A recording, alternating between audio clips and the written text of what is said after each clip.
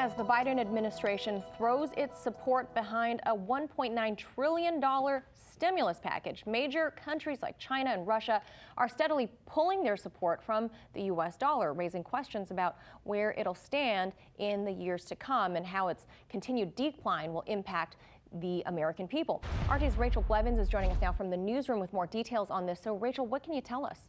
Well, Manila, the state of the U.S. economy is raising alarm bells around the world for just about anyone looking beyond the stock market right now. And many are warning about the state of the U.S. dollar. Amid an already looming recession, a year of historic unemployment, and an estimated $5 trillion in combined stimulus, the U.S. dollar is trading at its lowest levels in 3 years. Just 6 months ago, economist and former bank chairman Stephen Roach was criticized for predicting that a crash in the dollar was coming and that it would decline by 35% by the end of 2021. While some pointed to the optimism seen in the stock market surrounding the 2020 election, Roach continued to stand by his prediction, noting that markets right now are focusing on one main thing, which is the Federal Reserve holding interest rates at zero no matter what happens. He said, quote, "That gives the market's conviction to look through literally anything, from political insurrection to the likelihood of a double dip to a V-shaped recovery that's in tatters. The markets do not seem to care." But the rest of the world does care. And while the U.S. has long relied on its status as the world reserve currency, countries like China and Russia have been taking steps to pull away from the U.S. dollar. While Moscow used to be one of the top holders of U.S. treasuries, increasing tensions between the two countries and a host of sanctions from the U.S. under the Obama administration pushed Russia to reduce its reliance on the dollar in recent years. Beijing found itself in the same boat with the Trump administration, as the U.S. increased its military presence in the South China Sea and launched a historic trade war between the world's two largest economies. As a result, reports noted that in the first quarter of 2020, the dollar's share of trade between Russia and China fell below 50% for the first time on record. Now, Manila, while we have watched China and Russia reduce their reliance on the dollar, other currencies like the euro have benefited, showing the world that they don't have to rely on the U.S. dollar as much as they once did.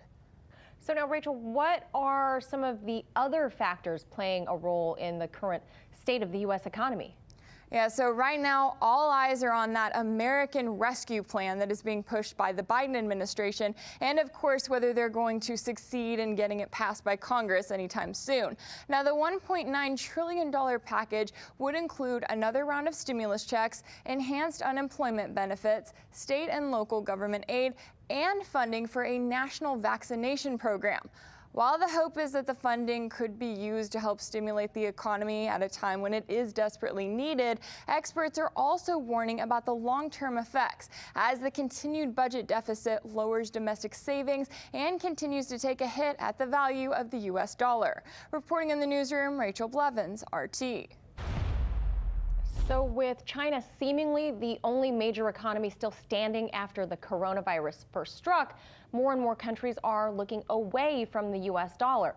Joining us to dig in on this is Professor of Economics at UMass Amherst, Mr. Richard Wolff is here. Professor, always good to see you. First, we just heard in Rachel's report about Russia and China dumping the dollar, but today the European Commission said it would seek to strengthen the euro and build on EU financial infrastructure so the EU can become more independent from the dollar.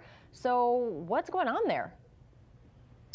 Well, I think you're beginning to see, and I'm sure we're going to see more of it, some of the fallout of 4 years of Mr. Trump and his government, and the inability or unwillingness of major players in the American economy to rein in what Mr. Trump and his folks were doing. The Europeans were attacked, not as much as the Chinese, but they were attacked with trade war, they were attacked with tariffs, they were punished in various ways.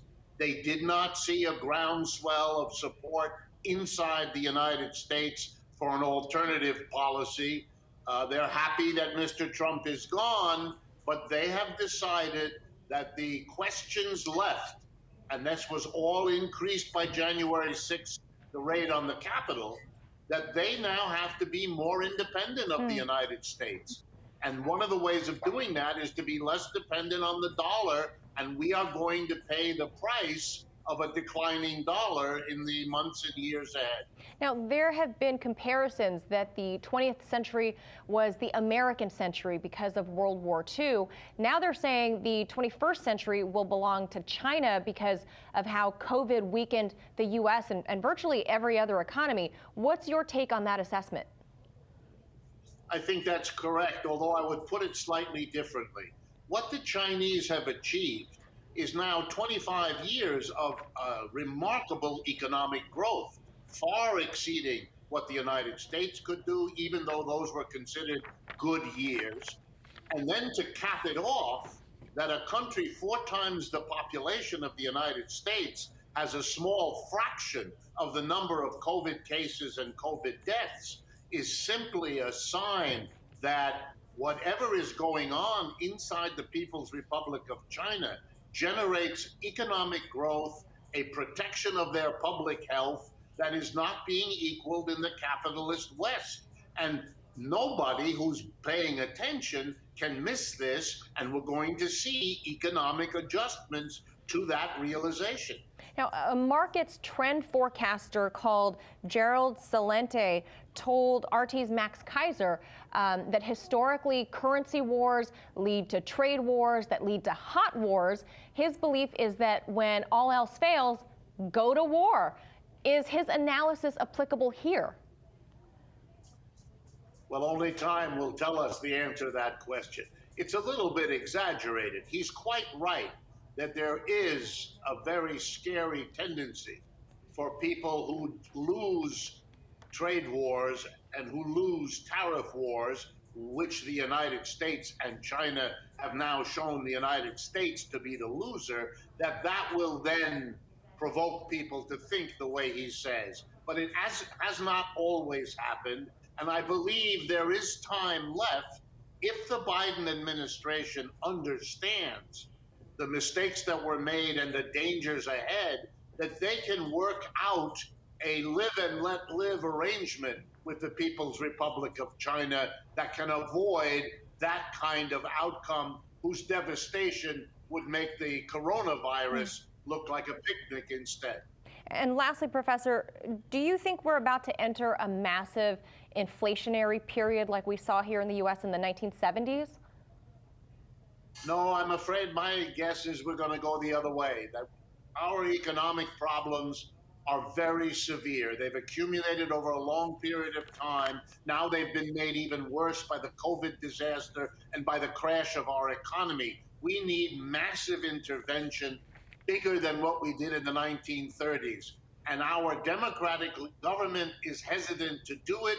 The Republicans are opposed, and the rest of the world is therefore watching a problem get worse and the solutions simply being too little and too late compared to what is needed. And that is a scary proposition for everyone, not just the Chinese and the Russians, but our European allies and indeed the whole economic world.